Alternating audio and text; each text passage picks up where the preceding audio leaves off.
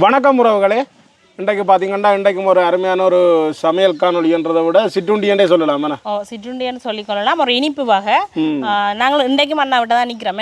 இன்னும் போகையில் நாங்கள் ஒரு இனிப்பான பலகாரம் செய்வோம் மட்டும் தான் நாங்கள் இன்றைக்கு வடிக்கிறதுக்கு. இது என்னென்னு சொல்லி சொன்னால் ஒரு பிரபல்யமான பலகாரமாக வந்துட்டுது. இது பூந்தி லட்டு தான் செய்ய போகிறோம். இது கூடுதலாக கல்யாண விட இருந்தாலும் சரி, சாமத்திய விட என்ன நிகழ்வு கண்டாலும் இது வந்து இப்போ பிரதானமாக எடுக்கக்கூடிய பலகாரம். பூந்தி லட்டு இல்லாட்டில் அங்கே இப்போ பொதுவாக வந்து சாமத்தியோட கல்யாணத்துக்கு வந்தோடனே பூந்தி லட்டை கொண்டு வாங்கன்னு தான் கேட்பீங்க. முதலாவது பூந்தி லட்டும் ஒரு ரிங்ஸோ இல்லாட்டிக்கு ஒரு குளிர்பானமோ கொடுத்து கொள்ளுவினா அதைத்தான் நாங்கள் இலகுவாக வீட்டில் எப்படி செய்து கொள்ளலாம்ன்றது தான் செய்து காட்டப்புறம் அப்படியே தொடர்ந்து பார்ப்போம். காணொலியை பார்ப்போமோ.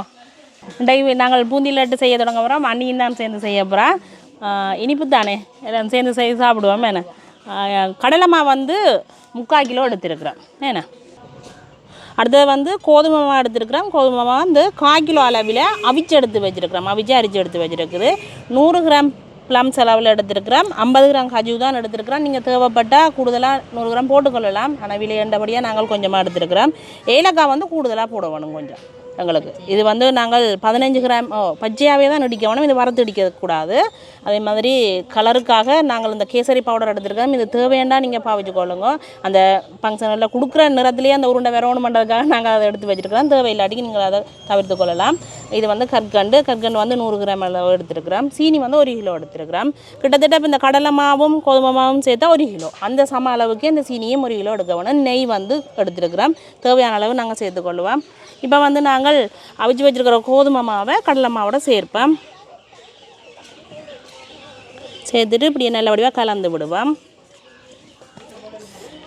இது கையாலேயே கலந்து விடலாம். ஏன்னா அந்த கட்டி போடாமல் கரைக்க வேணும். நாங்கள் நல்ல வடிவாக கலந்துட்டோம். இப்போ வந்து நாங்கள் பச்சை தண்ணியிலேயே கரைப்போம். இது எந்த பருவத்து கரைக்க வேணும்னு சொல்லி சொன்னால் தோசைமா பருவத்தை விட கொஞ்சம் நாங்கள் திக்காக கரைச்சி கொள்ள வேணும்.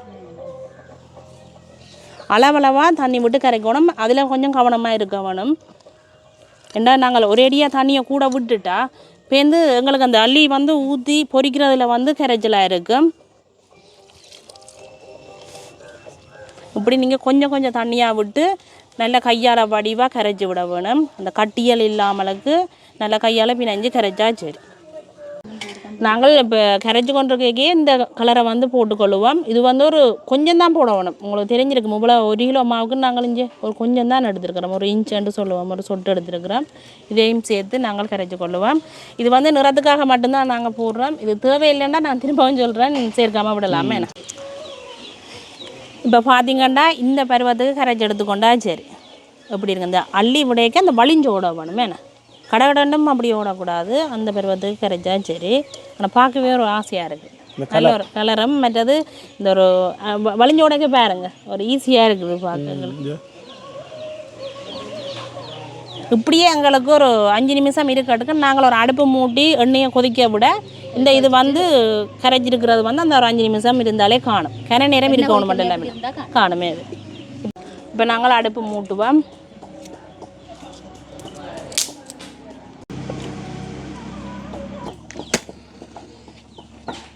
அடுப்பு எங்களுக்கு எரிய தொடங்கிட்டது. நாங்கள் இந்த தாஜிக்கெலாம் இன்றைக்கு பூந்தி பொரிக்க போகிறோம். அடுப்பில் வச்சுருக்குது. நல்லா சூடாகட்டுக்கு தாஜியும் கொண்டு வந்தாங்க.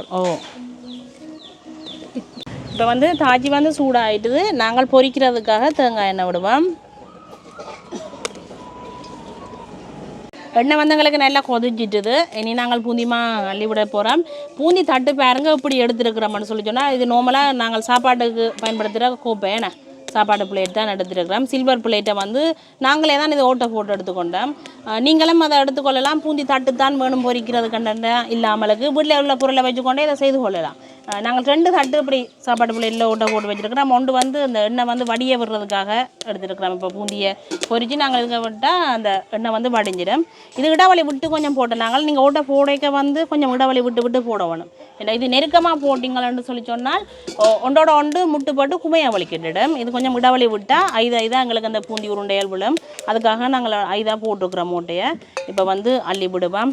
இப்படியே நாங்கள் அள்ளி ஒரு டிஸ்ஸாலேயே அள்ளி போட்டு பாருங்கள். அப்படியே பரவி விட்டால் சரி.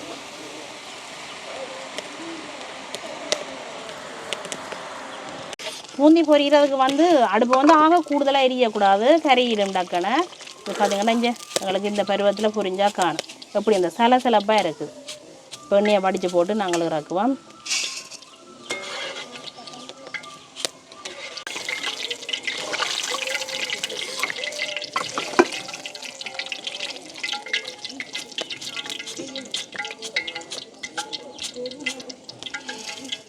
இப்படியே நாங்கள் எல்லாத்தையும் பொரிச்சு எடுத்துக்கொள்வோம்.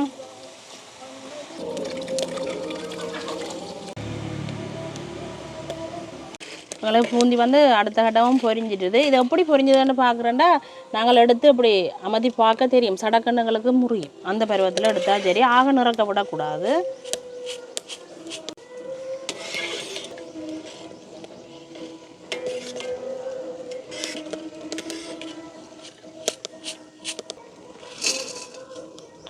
இப்படியே எல்லா பூந்தியை நாங்கள் பொரிச்சு எடுத்துக்கொள்வோம். இப்போ வந்து நாங்கள் பூந்தி வந்து பொரிச்சு எடுத்துட்டோம். எந்த அளவில் பொரிச்செடுக்கிறோம்னு பாருங்கள். அதோட நல்ல முருகவும் பொரிச்சு எடுத்தாச்சு. இப்போ வந்து நாங்கள் சீனி பானி தான் காய்ச்ச போகிறோம். இந்த தாஜுக்கான நாங்கள் பானி காய்ச்ச போகிறோம். சீனியை முதல் போடுவோம். அதோட பார்த்திங்கன்னா தண்ணி வந்து இந்த அளவுக்கு விட வேணுமெண்டா சீனின்ற மட்டத்திலேருந்து கொஞ்சம் கூடுதலாக விட்டால் சரி.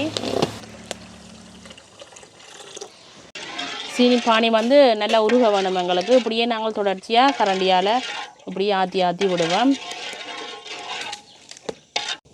சீனி எங்களுக்கு ஃபுல்லாகவே கரைஞ்சி அப்படியே நல்லா காய்ச்சி போட்டு கொண்டு வந்துருக்குது.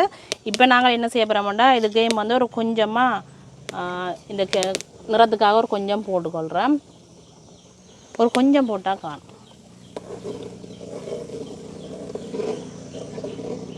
சீனி கரைஞ்சி நல்லா அந்த பொங்க வலிக்கிடணும். நல்ல பொங்க வலிக்கிட நாங்கள் பொரிச்சு வச்சுருக்கிற பூந்தியெல்லாம் போட்டு எடுப்போம். சில பேர் வந்து இந்த பானியை வந்து கொஞ்சமாக தண்ணி விட்டு அதுக்கே போட்டு கிண்டி கொள்ளுவினோம். அது சில நேரங்களில் பதம் வந்து தவறும். எங்களுக்கு கூடுதலாக இதாக இருக்கும். பானி வந்து கொஞ்சம் கூடுதலான இதாக இருந்தால் பிடிக்கிறதுக்கு கஷ்டமாக இருக்கும்.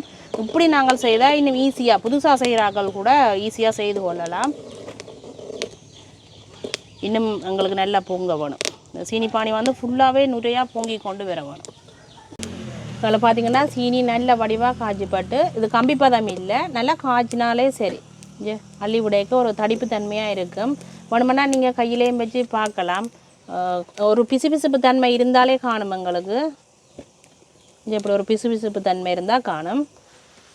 இப்போ என்ன செய்ய போகிறோம்னா பொரிச்சு வச்சுருக்கிற பூந்தியை நாங்கள் இந்த சீனி பானிக்குள்ளே போட்டு எடுக்க போகிறோம். கன நேரம் விட தேவையில்லை, அளவளவாக நாங்கள் போட்டுட்டு உடனே எடுத்தா சரி.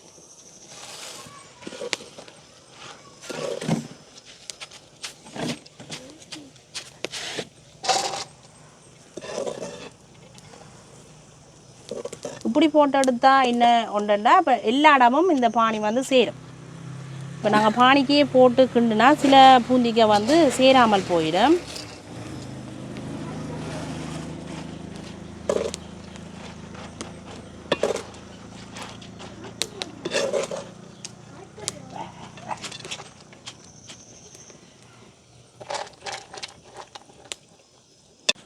இப்போ நாங்கள் சீனி பானிக்க போட்டு எல்லாத்தையும் எடுத்து வச்சுருக்கிறோம். இது ஒரு 10 நிமிஷத்துக்கிட்டவா எங்களுக்கு அப்படியே ஆறட்டுக்கும்.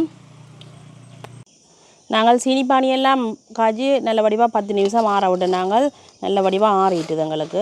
இது என்ன செய்ய போகிறோம், நாங்கள் உருளுக்க போட்டு இடிக்க போகிறோம். இடிக்கிற பருவம் எப்படின்னு சொல்லி சொன்னால் ஒரு அறுவல் பருவமாக தான் அடிப்போம். இந்த ஒவ்வொரு பூந்தியும் வந்து பெருசாகவும் இருக்கக்கூடாது, அதே சமயத்தில் மாவாகவும் போகக்கூடாது. அந்த பருவத்துக்கு இடிச்செடுப்போம். நாங்கள் உரல்லாம் அடிக்க போகிறோம். நீங்கள் மிக்சி இருந்தால் மிக்சியில் வந்து ஒருக்கா சுற்றி எடுத்தாலே காணும். அந்த அறுவல் பருவமாக நீங்கள் அரைச்சி எடுத்துக்கொண்டா சரி.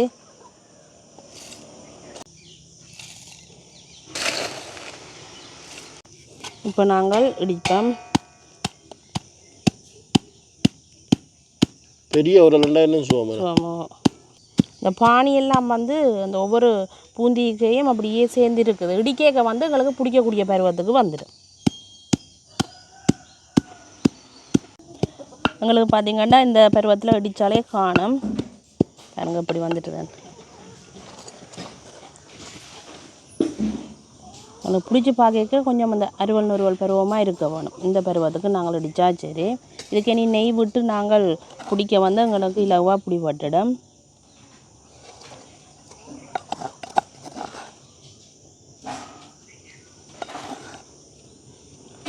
இப்படியே நாங்கள் எல்லாத்தையும் இடித்து எடுத்துக்கொள்வோம்.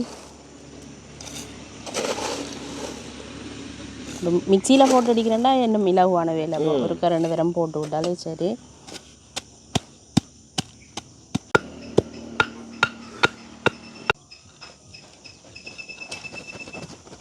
நாங்கள் ஒருபடியாக இடித்து எடுத்துக்கொண்டோம் பாருங்க எப்படி இருக்காண்டு. நாங்கள் இடித்து எடுத்த உடனே பிடிக்கக்கூடிய மாதிரியே வேந்துட்டுது பாருங்க. ஆனால் பூந்தி லட்டு பிடிக்க நல்ல வடிவாக இப்படி கையெல்லாம் அமர்த்தி பிடிக்க வேணும். இந்த பைத்தம் உருண்டையெல்லாம் நாங்கள் எப்படி பிடிப்போமோ அதே மாதிரி இப்படி உருட்டி அமர்த்தி பிடிக்க வேணும். இந்த பருவத்துக்கு வந்துட்டுது. இப்போ நாங்கள் என்ன செய்ய போகிறோம்னு சொல்லி சொன்னால் பூந்தி லட்டுக்கு தேவையான பொருட்கள் போட போகிறோம். முதலாவது வந்து நாங்கள் புலாம்சா சேர்த்துக்கொள்ளுவோம். அதோட பார்த்திங்கன்னா கஜு பருப்பை நாங்கள் கொஞ்சமாக நெய்யில் சாலையாக வறுத்து வச்சுருக்கிறோம். நிறம் மாறாமல் இருக்கணும், ஆக பொன்னிறமாகவும் பெறக்கூடாது. அதோட நீங்கள் கஜுவை வந்து கூடுதலாகவும் போட்டுக்கொள்ளலாம். அதோட கற்கண்டு அதோட பார்த்திங்கன்னா இடித்து வச்சுருக்கிற ஏலக்காய் இது வறுக்காமையே பச்சையாக தான் இடிக்க வேணும். நல்ல வெயிலில் காய வச்சு போட்டு இடித்து எடுத்தால் எங்களுக்கு நல்ல பவுடராக வரும். ஏலக்காயை நீங்கள் கொஞ்சம் கூடுதலாக போடலாம், இதிலும் பார்க்க கொஞ்சம் கூடுதலாக போடலாம். இப்போ இதை வந்து நல்ல வடிவாக கலந்து விடுவேன்.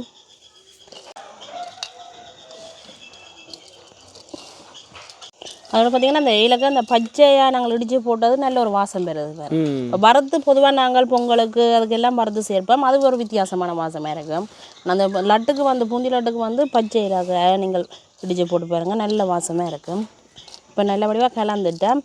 இப்போ என்ன செய்ய போகிறோம், நெய் எடுத்துருக்கிறோம். இது வந்து காப்போதில் எடுத்துருக்கிறோம். நாங்கள் இதில் அரைவாசி தான் சேர்க்க போகிறோம். நெய் வந்து நீங்கள் உங்களோட தேவைக்கு ஏற்ற மாதிரிக்கு சேர்த்துக்கொள்ளுங்க. இப்போ நல்ல வடிவாக கலந்து விடணும்.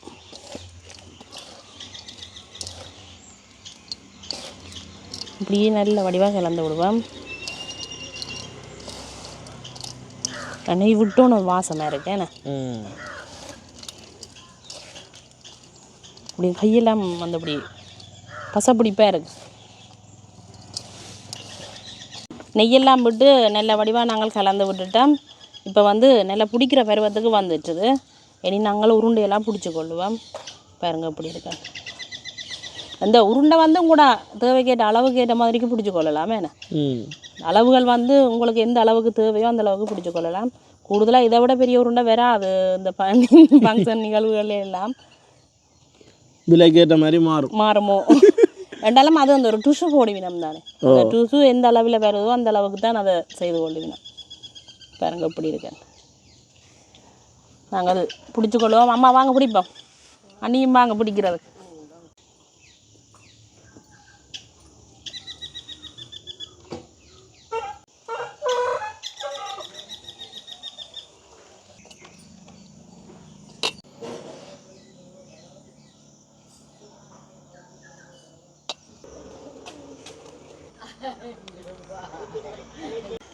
என்ன இன்றைக்கு பூந்தி லட்டு செய்து தருவீங்களோ? ஓ பிடிச்சிடலாம், ஆனால் கொஞ்சம் பிடிக்கிறதான் கஷ்டம். நிறைய பேர் இருந்தால் கடை 2 பிடிக்கலாம். அம்மா 2 கை வேலை செய்யுது, எனக்கு ஒரு கை தான் பலம் பிடிக்கிறதுக்கு. அண்ணாக்கும் ஒற்றை கை தான் வேலை செய்யுது, அண்ணியும் ஒரு கை தான், அன்னைக்கும் ஒற்றை கை தான், ஒரு கை தான் பலமாக இருக்கு.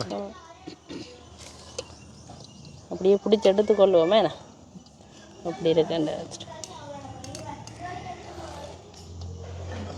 ஒரு சில உருண்டைகள் கொஞ்சம் சின்னனாக பெருகுது, அம்மா பிடிக்கிறது கொஞ்சம் சின்னனாக தான் இருக்குது. அவைக்கு போகிற அந்த உருண்டை வந்து பாவம் சாப்பிட்றாங்க, பாவம் சின்ன. பூந்தி லட்டெல்லாம் நாங்கள் பிடிச்சி எடுத்துட்டோம். இனி நாங்கள் சாப்பிட்டு பார்ப்போம். பூந்தியெல்லாம் பிடிச்சி எடுத்தாச்சு. அப்போ நாங்கள் சாப்பிட்டு பார்ப்போம். ஏனென்றால் இப்போ பொதுவாக ஒரு நிகழ்வுக்கு போனோம்னா ஒரு பூந்தி காணாது, 2 தாங்கொண்டு கேட்டு வேண்டி சாப்பிட்ட வரலாறு இருக்குது முந்தி. இன்றைக்கு நாங்கள் வீட்டிலேயே செய்து சாப்பிடலாம், எவ்வளோ ஒன்றாலும் சாப்பிடலாம்ன்ற ஒரு நம்பிக்கை இருக்குல்ல. அப்போ இந்த அங்கே எடுங்க,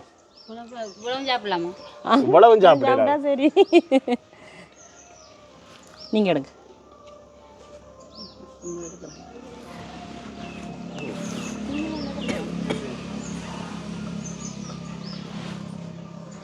ஆனால் இப்போதைக்கு எல்லாரும் மொண்டோண்டு தான் நடத்திருக்கணும். முதல் சாப்பிடுவோம்.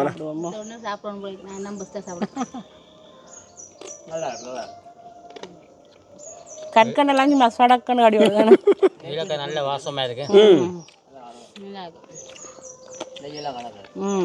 வாசம் ஒரு வித்தியாசமாக தான் இருக்கு.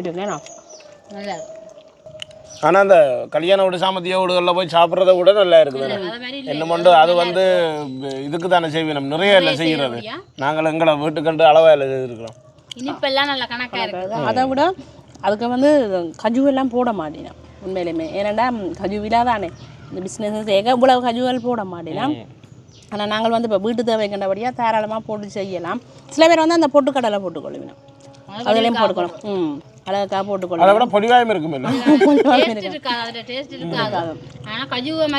இருக்காது மற்ற அது போட்டாக்கா இனிப்பை கொஞ்சம் நோமலாகும் ஆகும் ஆனால் சாப்பிடுங்க என்ன அந்த சுகர் வரதக்காரருக்கு அதை விட கணக்கை சாப்பிடலாது 1-2 சாப்பிட நல்லா விருப்பம் ஆசையாக இருக்கும் சுவையாயம் இருக்கும் என்ன சுகரன்ற ஒன்று சிரிக்கிறீங்க அண்ணா யோசிக்கிறார் பார்க்குறாரு அண்ணிய வடிவா கொஞ்சம் விருப்பம் இல்லை சுகர்காரர் உண்மையிலுமே சில நேரம் சுகர் குறைஞ்சி போட்டியோ தெரியாது எடுத்து சாப்பிடுங்க ஒன்றரை சாப்பிடுங்கண்ணா நடுவலும் இல்லை தானே எந்த மட்டுமே இல்லையா ஆமாம் எடுத்து சாப்பிடுங்க மாமா கொடுங்க